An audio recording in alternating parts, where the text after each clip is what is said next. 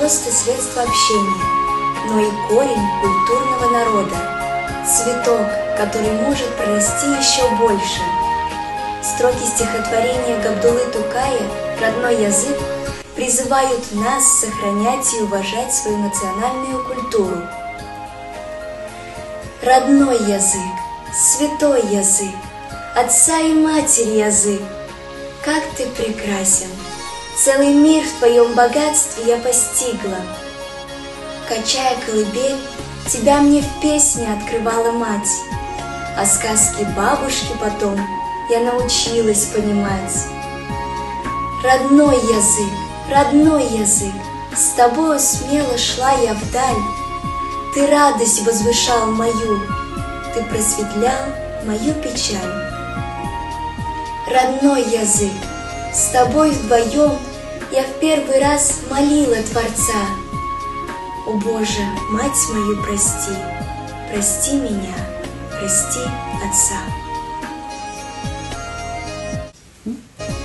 A language is not only a means of communication, but also the root of culture of people.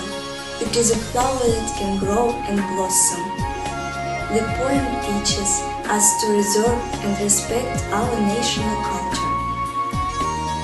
Oh, my native tongue, there is no other like the one spoken by my father and mother. Whatever I have learned since when I was young, it is all thanks to you, my sweet native tongue. My first words to utter, I was not yet able. Mother sent me lullabies while rocking my cradle. I'll forever remember the tales from my granny. She told me one each night, of them she knew so many. If it weren't for you, oh my beautiful tongue, to this day I'd be speechless and hopelessly numb.